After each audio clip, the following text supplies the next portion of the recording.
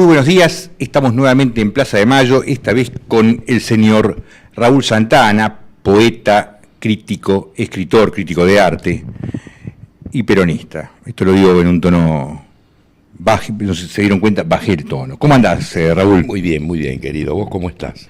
Y bien, tratando de entender qué es la poesía, cosa que siempre me costó mucho entender. Vos sabés que estaba pensando, dije, bueno, seguro que me vas a dar esta...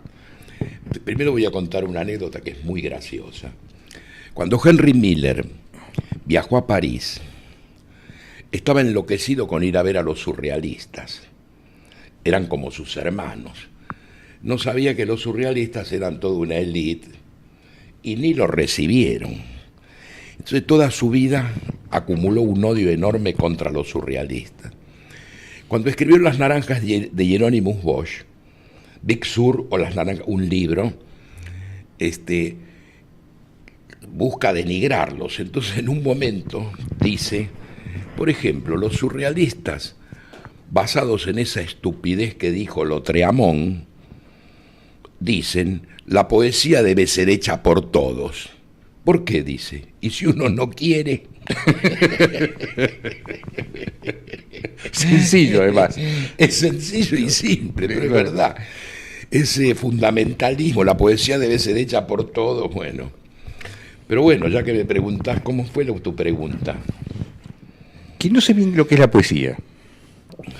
Vamos a empezar por el comienzo. Dale.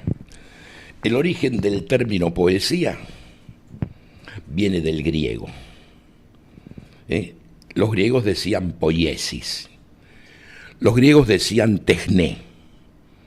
De estos dos términos, obviamente de techné vino técnica y de poiesis vino poesía.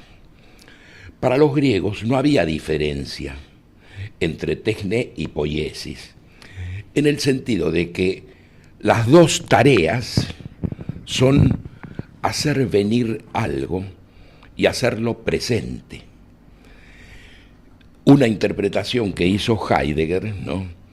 Heidegger dice que la techné apunta al ente, a un ente material, pero la poiesis apunta al ser.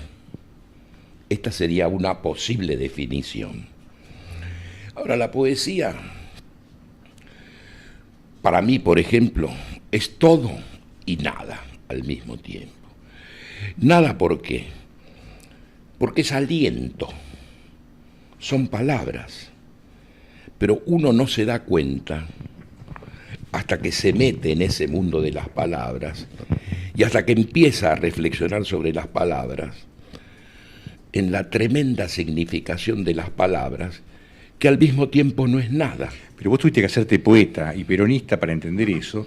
Nosotros los judíos sabemos del principio que las palabras tienen importancia. Tuvimos que hacernos poetas para entender eso. Es decir, vos fíjate que Dios les dice hágase la luz y la luz se hizo. El verbo es todo. No, lo primero fue el verbo, por eso dice la Biblia. Lo primero fue el verbo, claro. Entonces, podríamos concluir entonces que la poesía es un invento posterior católico. No, la poesía ya está en la Biblia, sí, querido. Ya sé. No podría existir la poesía inglesa sin la Biblia. Milton, que es uno de los grandes poetas ingleses, escribió El Paraíso Perdido. Ese es un libro fundamental de la poesía inglesa. Incluso Harold Bloom, el crítico norteamericano, en un libro que se llama La angustia de las influencias, habla de los poetas fuertes y los poetas que son como hijos de los poetas padres. Y dice que los poetas hijos de los poetas padres hacen una operación confusa para evitar darse cuenta de que lo que ellos están escribiendo ya lo escribieron los poetas padres. Yo me tengo que hacer el oso, digamos, y escribir, sabiendo que atrás está ese. Por eso, él habla de la angustia de las influencias. Tema, por ejemplo, presente en Borges también. En Borges, los precursores y la intertextualidad que practica constantemente Borges tiene que ver con eso. Asumió esa angustia, pero mezcla, rehace, retoma cosas. El gran poeta fue Milton, y el hijo de Milton fue William Blake en la poesía inglesa, por ejemplo. Y del mismo modo se puede seguir así. Ahora, Blake además era un enorme acuarelista y pintor. Un enorme acuarelista y pintor. Grabador, sobre todo sí. Grabador. Los grabados de William Blake. ¿Se dieron más casos así de poetas que además eran buenos pintores? Muchos poetas, sí, bueno, en la actualidad, bueno, Millot, Henri Millot, el gran poeta belga, es uno de nuestros grandes poetas del siglo XX, incluso se destacó mucho como pintor. Una vez, viendo un video que le hicieron a Bacon en su taller, descubrí que mientras la cámara mostraba el taller, había una tinta de Millot. Y después averigüé, sí, él le compró a Millot una tinta, la compró en París. Y esa tinta la tenía en su taller. Decía que odiaba el arte abstracto, pero Bacon escribió un pequeño texto sobre esa tinta, donde dice que en realidad eso no es arte abstracto. Eso es figuración, y es una figuración muy contemporánea, ¿no? Entre el signo, digamos, hacer el signo, pero con unos elementos que se ve lo antropomórfico, bueno, muy, muy interesante. Si vos tenés que decirme una de las poesías, un pedazo de una poesía de un precursor que de alguna manera sirva para entender lo que estás diciendo, ¿cuál usarías? De un precursor. A ver, déjame, eso lo tengo que pensar. Además, en la Argentina, precursores... No hubo. Sí, se podría decir, para Borges fue Lugones. Sí. Borges, cuando publica su primer libro, se lo dedica a Lugones y le dice, a mí me hubiera gustado que le guste un verso mío. Y usted hojea lentamente mi libro y de pronto se detienen algunos versos, acaso encontrando en ellos el eco de algún verso suyo. Eso lo dice Borges. Cuando yo le regalé mi libro Lengua Materna a Borges, le puse una cosa semejante. Le dije, usted tuvo algo que ver en mi formación espiritual y me gustaría que le guste un verso mío. Lo que usted le dijo a Lugones, aunque yo no soy usted y usted no es Lugones, le dije. Entonces en un momento le dije, bueno, y acuérdese que soy peronista. Dice, no se preocupe, yo también soy ciego. ¿Te dijo eso? Era un hijo de puta, genial. Y esa cosa. No se preocupe, yo también soy ciego. Tuviste varias historias interesantes con Borges. Una que tiene que ver con un vaso de leche en un bar, que siempre me acuerdo. Eso es extraordinario, eso lo contó, sí. Estábamos con Germán García, escritor, psicoanalista, el director de la fundación de la escuela freudiana Descartes. Entonces, en Córdoba y Esmeralda, en el boliche Castelar, serían las 10 de la noche, plena época del hipismo. Yo tenía una melena impresionante, bueno, y en otra mesa había un grupo de muchachos más jóvenes. Yo en esa época tendría 27, 28 años. Esos muchachos más jóvenes, de 20 años, ¿no? Evidentemente estaban ahí, y de pronto entró Borges. Y Germán me dice, míralo, Borges. Bueno, se acerca al mostrador y pide un vaso de leche. Entonces, bueno, lo toma, y cuando va a pagar, el muchacho del mostrador le dice, no, ya se lo pagaron el vaso de leche, señor. Esos muchachos que están ahí se lo pagaron. Esos melenudos que estaban ahí le habían pagado el vaso de leche. Entonces Borges se acerca a agradecer, le dice, bueno, ustedes me conocen, ¿no? Sí, los pibes todos cohibidos, sí, Borges, nosotros lo conocemos, lo leemos. ¿Y ustedes a qué se dedican?, le pregunta Borges. Entonces dicen los pibes, dicen, bueno, nosotros también escribimos poesía, dice, pero hacemos canciones de protesta. Entonces Borges los mira y dice, francamente los admiro. Yo cuando estoy enojado no puedo escribir.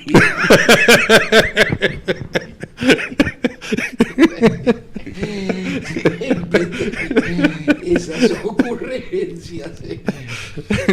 Un día, cuando lo acompañamos a la Biblioteca Nacional con mi amigo mi hermano, mi gran amigo, el gran poeta Horacio Pilar. Llegamos a la Biblioteca Nacional y dice, suban, porque en el camino, yo le dije a Borges, mire Borges, nosotros tenemos la carpintería ahí en Estados Unidos. Usted pasa todo... Claro que en sus años mozos fuiste carpintero. Claro, tuvimos años carpintería, claro, soy carpintero de oficio, como se dice. Bueno, entonces pasa por la puerta de la carpintería, siempre pasaba, y no nos atrevíamos a hablarle.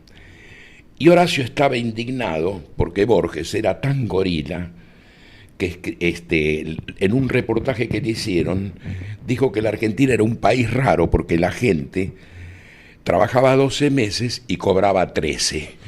Estaba en contra del aguinaldo.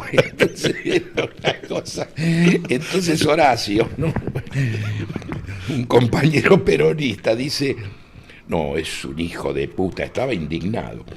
Entonces un día pasa y lo vemos pasar, pero no nos atrevimos a decirle nada.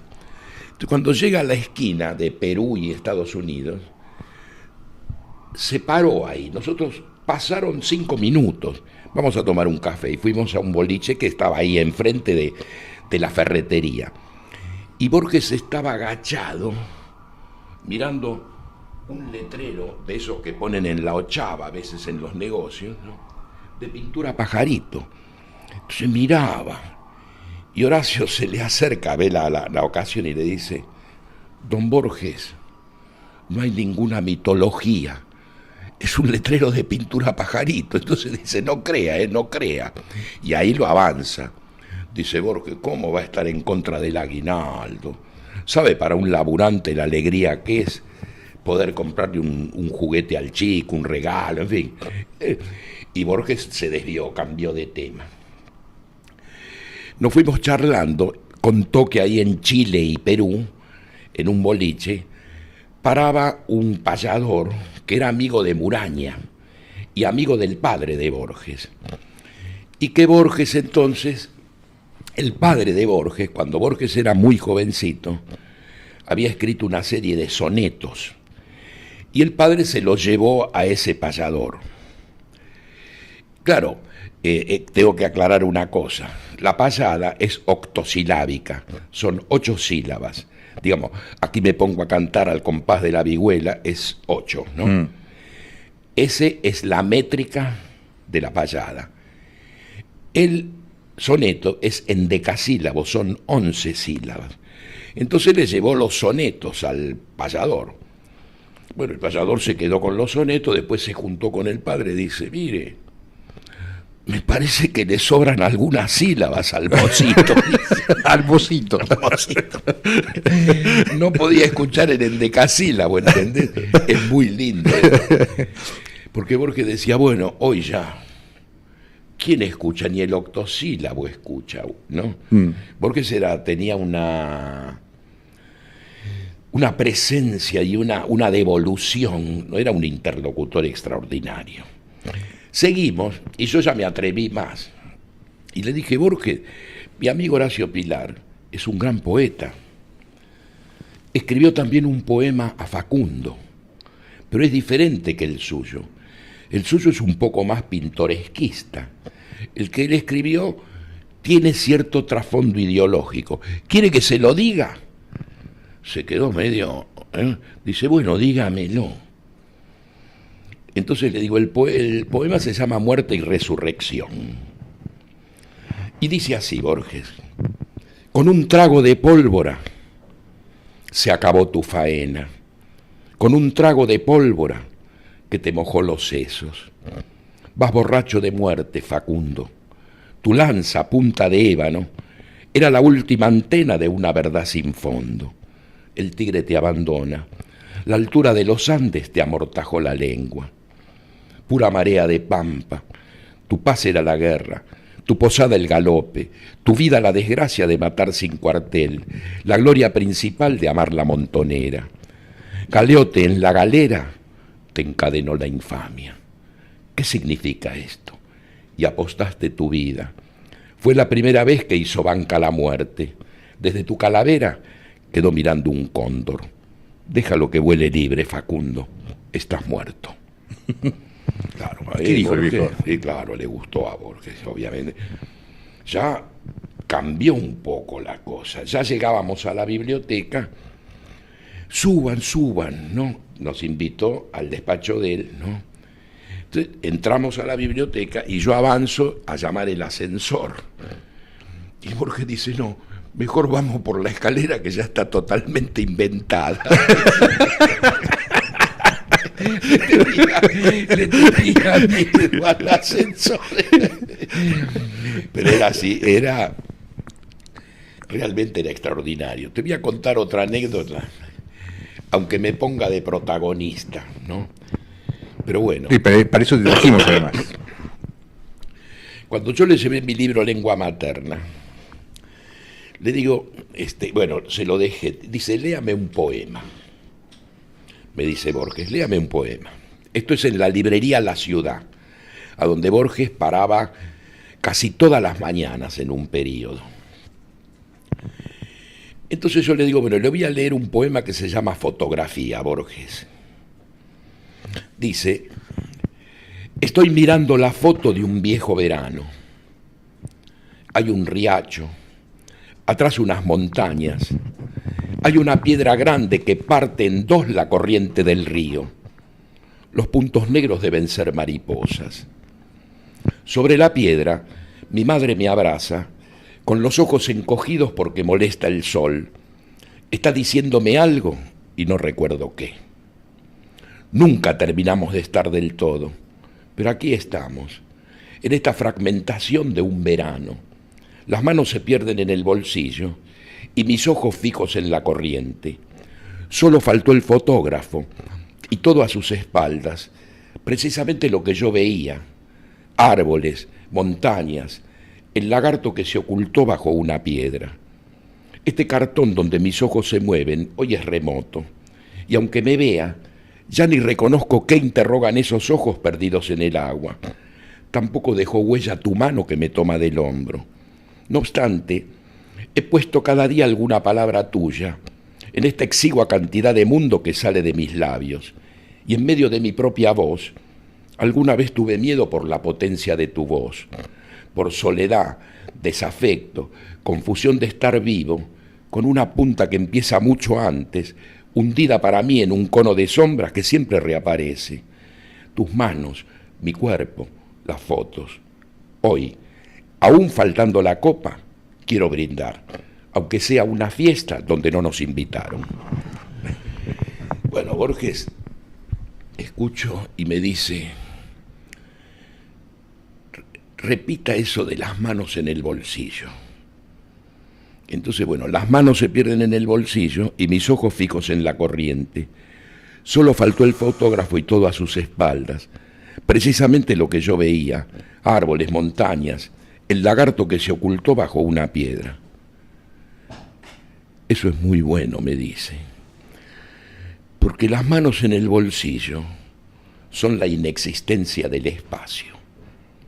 Pero sus ojos primero miran la corriente del río, después miran los árboles, después miran las montañas. Mira, pasa por adelante, rápido.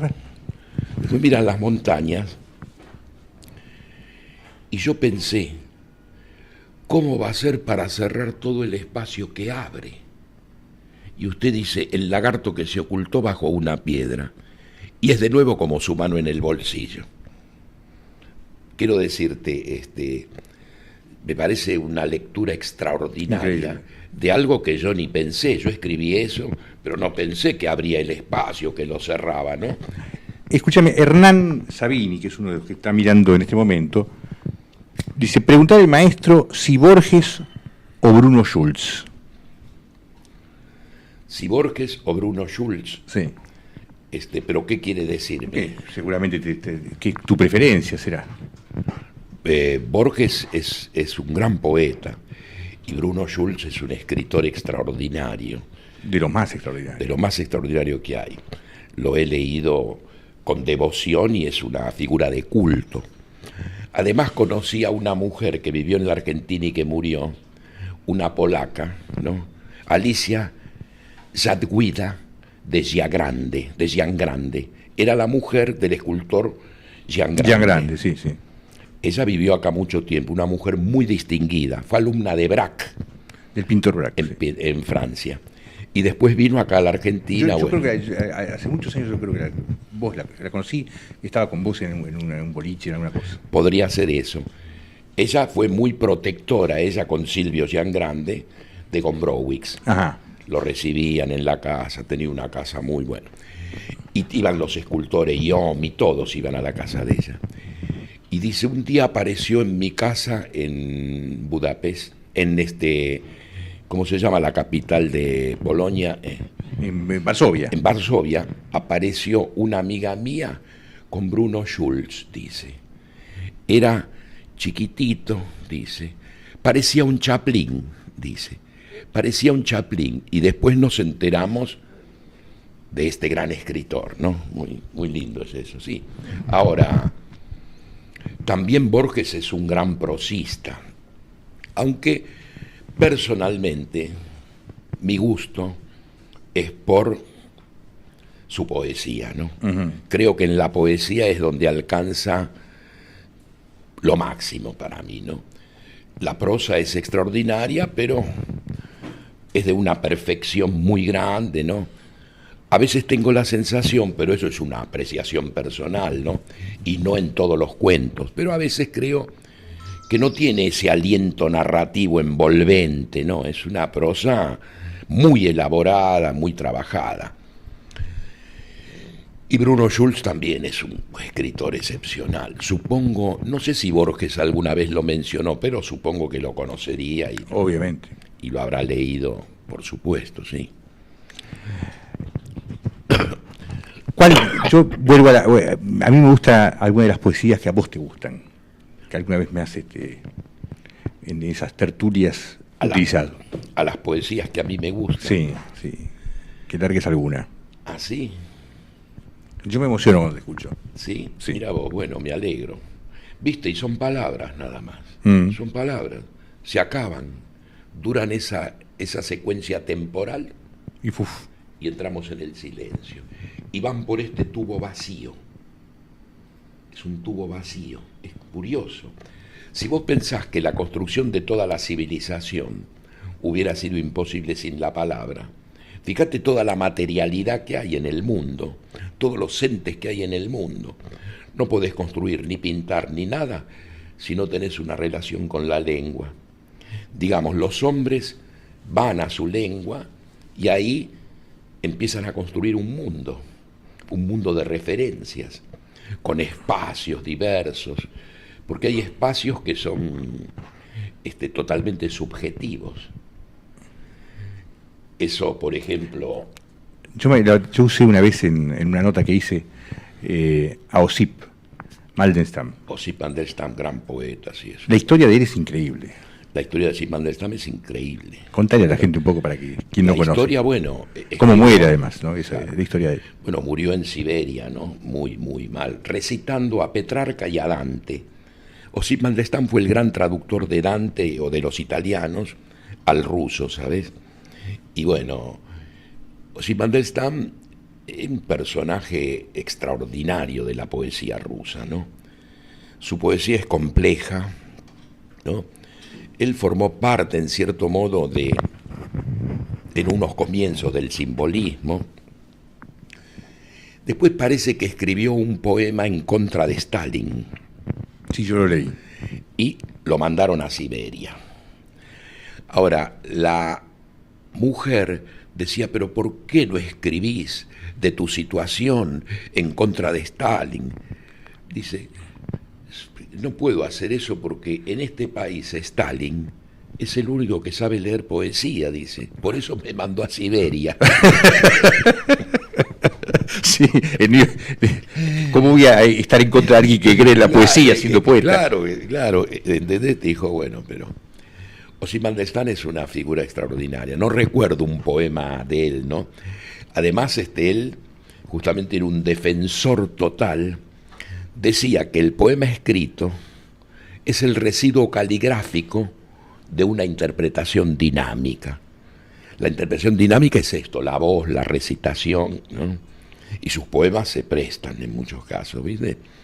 Además, fue traducido, pero claro, la poesía rusa es muy complicado de traducirla, ¿no? ¿Por qué la poesía no funciona económicamente, no se vende? En Argentina prácticamente no. Bueno, yo creo que por suerte, el día que se empiecen a vender en Sotheby's o en Christie's poemas, se acabó el arte. No lo dudes. Eso es así. Claro. Y se dirige a una región muy particular. ¿Entendés? Y es tan próxima a todos los hombres, porque las palabras, es todo. Ahora. ¿A vos te llegan pibes jóvenes mostrándote poesías? Sí, ¿Estás viendo claro, mucho? todo el tiempo. ¿Y hay buena? ¿Hay buena? Bueno, ahora se publicó un libro que es prosa, pero es poesía, de un pibe que se llama Elías Suárez. Lo nombro, qué lindo, me gusta que alguno lo vaya y lo adquiere el libro. Se llama Filicial La Casa Libro. Es un texto magnífico, muy complejo, con cierto hermetismo, pero tiene unas cosas que se abren, se cierran. Me hace recordar a Macedonio Fernández. Macedonio Fernández es un tipo que vacía, llena, y hay una cosa así en toda esta prosa poética extraordinaria de Elías Suárez. Filicial La Casa Libro. Eso es lo último que yo ayudé a que se publique también. Él estuvo viniendo a casa mucho tiempo, una vez por semana, siempre pasaba, y bueno. Y sí, muchísima gente joven. Además, sabés que yo estoy dirigiendo una colección de poesía que se llama Activo Puente.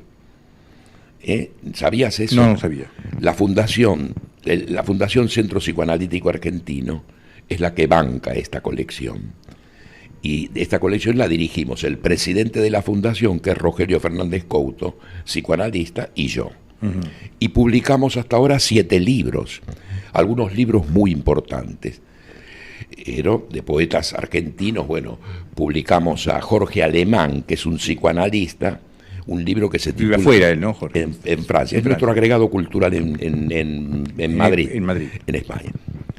Jorge Alemán, No Saber se llama el libro. Publicamos uno de mi gran amigo y gran poeta Federico Gorbea, que se llama 14 formas de hablar de lo vivido.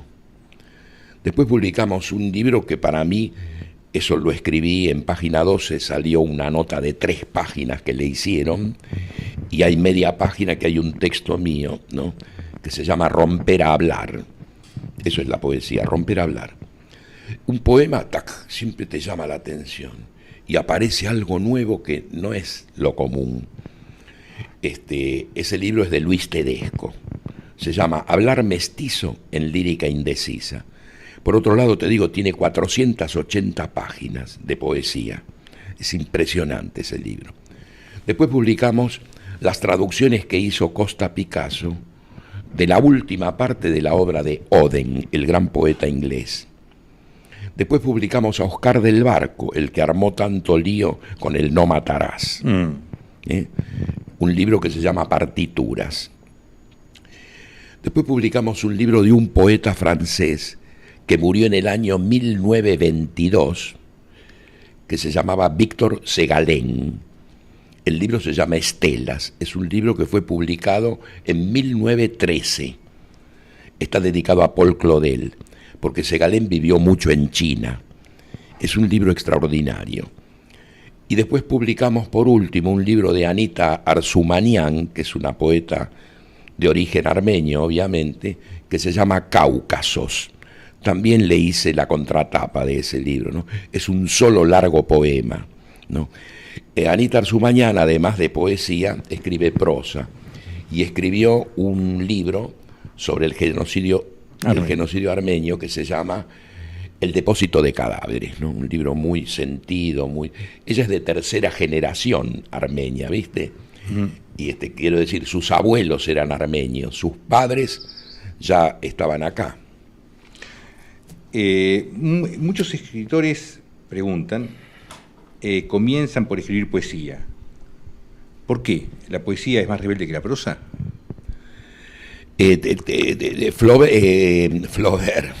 Flaubert nunca escribió poesía, creo. Faulkner escribió poesía hacia el comienzo. y después se dedicó a la prosa. Y Faulkner decía que la poesía era muy difícil, ¿no? Y es verdad, la prosa es un trabajo, te tenés que sentar horas, trabajar un texto, pero la poesía no tiene que ver con eso. Tiene que ver, es otra región de la lengua. Pero Faulkner estimaba de sobremanera la poesía, ¿no? Eso sí, era un gran... Bueno, además en Estados Unidos, los Estados Unidos dio una cantidad de poetas extraordinarios, ¿no? Por último, para despedirnos, me gustaría una poesía, tuya o de quien sea. Te voy a decir una poesía que habla de lo que es la palabra poética. El poema se llama Lengua Materna, que es el que le dio el título a mi segundo libro. Dice, la palabra brilla, gira desnudándose entre dientes, nombrando el vuelo bajo de un sueño y la subida por la cuesta amarga cada día. Se trueca por animales de ala corta, por los de 4 patas, y a veces con fuerza inusitada transporta a los de 2.